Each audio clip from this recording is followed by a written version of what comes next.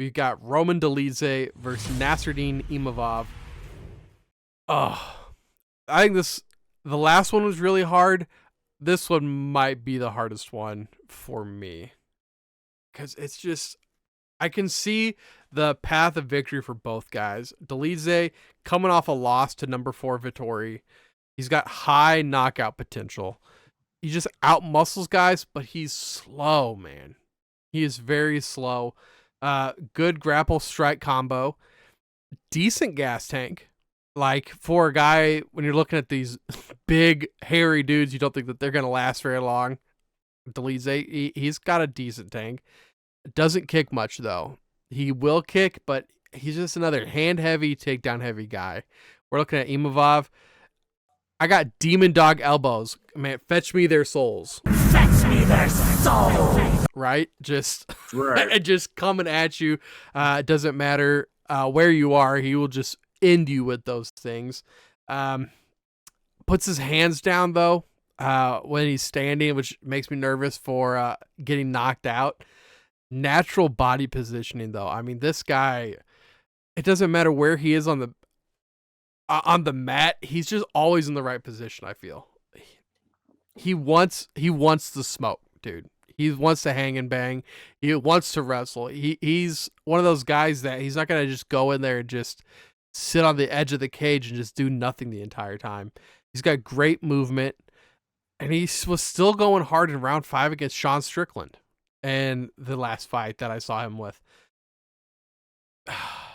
I'm going to go Imavov by decision, but I could see Dolidze with a knockout here too. Both of them are they're really good fighters. Imavov, quite a bit younger too.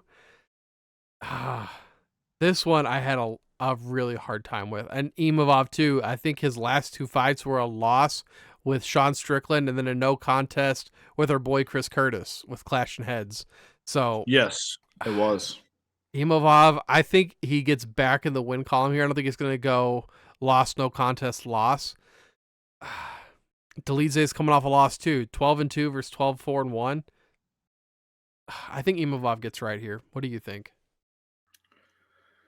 I mean, I have to unfortunately disagree on this one as well because I think Roman Mr. Steal Your Girl Dolidze is 100% probably going to win.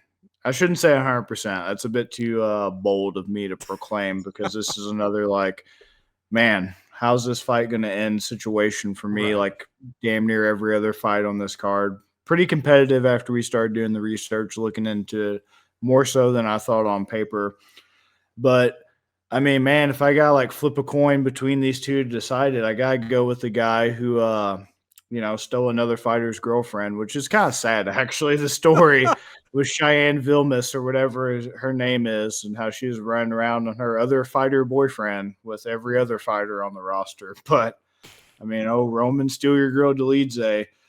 He has, like you were mentioning, the grappling, good wrestling.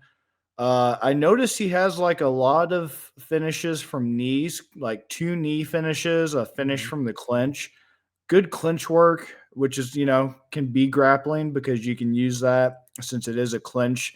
You can use that to set up your takedowns, or you can use it like he has been to set up your strikes and to, get hooks or, like a hand on the back of the head, and then the other hand like a kind of almost like a tie plume, and then you break off with an elbow or something, kind of like a Leon Edwards.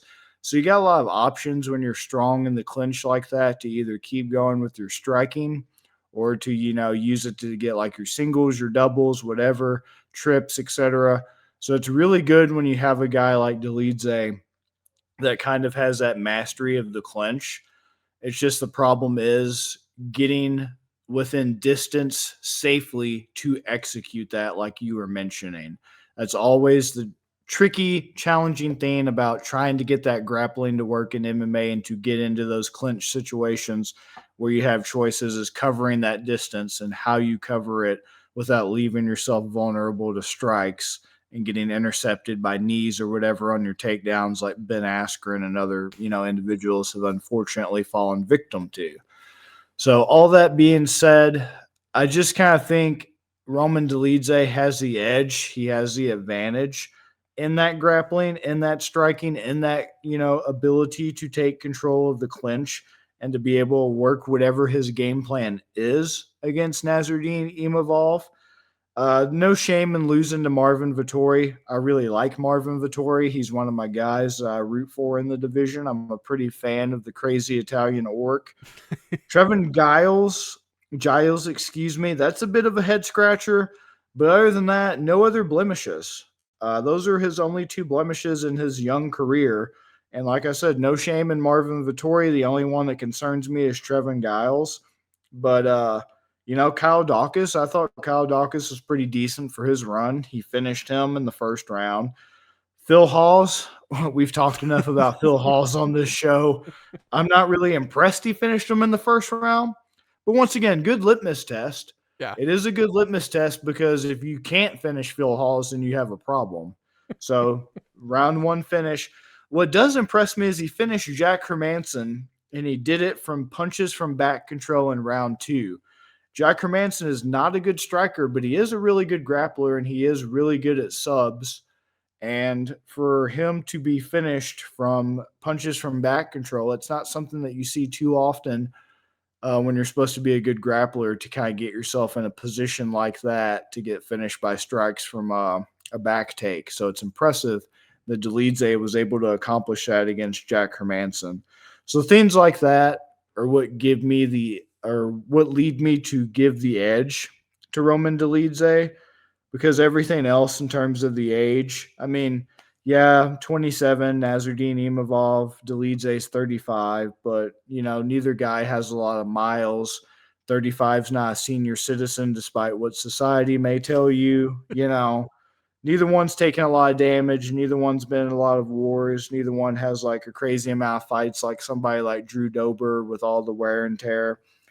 6'3", Imavov, Dolidze 6'2", so that's not a huge discrepancy. Reach is like 1 inch. So when all things are considered like this, like you're already seeing on your screen, I'm not gonna, nauseate you with stuff you're already seeing on your screen flashing. I just like Dolidze for, those kind of intangible things that you can't really quantify, like strike count, takedown totals, things of that nature, especially when you have them as a plus 142 to Imavov's minus 170. I like it even if you want to, once again, play it safe with the money line. Plus 142 on Dolidze is a good value. I don't think it's going to go the distance. So I'm thinking, since the majority of his finishes have come from him using the clinch and those positions to set up striking as opposed to his grappling, I'm kind of liking it by KO TKO, because even if he does get himself in a situation like he did Hermanson, where he's winning the grappling exchanges and he's in dominant positions like back mount and, backpacking and things of that nature, he still, thus far, at least in the UFC, has looked for more of strike finishes as opposed to sub finishes. So that's why I like the odds of him on KO TKO at plus 350. But I wouldn't laugh if you wanted a sub from Dolidze, because that's plus 550. I just don't think it's going to go to decision. Dolidze, let me check again, but I don't even know that he's went to decision once. Oh, excuse me. 3 times in the UFC, but still, he's not one of those guys where his power hasn't translated. It has translated, and that's always a good sign when you can still get finishes in the UFC like you were doing on regional scene. So yeah, Dolidze KO TKO is what I'm going to put my money on. Absolutely, man. Absolutely. We're betting here speed versus power, and we're just on opposite sides of the coin there. If it goes a distance, I think it goes Imavov. Just I think that Dolidze wasn't able to get his hands on him. But if this ends in a KO, I think it's Dolidze. Yeah, it's tough. You're not off base by any means. And, every fight on this card has been, once again, this was a card that on paper I was kind of pooping on like everybody else, saying it was bad. But once you start doing your research, it's kind of like, wow, this is kind of one of those rare instances of pretty decent matchmaking. It feels like no fight is kind of like a blowout, like Bo Nickel, I'm going to stop picking on him and pick somebody else. Like Greg Hardy. Greg Hardy's fights, come on. You know, they would literally bring in guys who had been cut back for a one-fight deal just to feed to Greg Hardy, who still couldn't even beat him half the time or struggled or used an inhaler.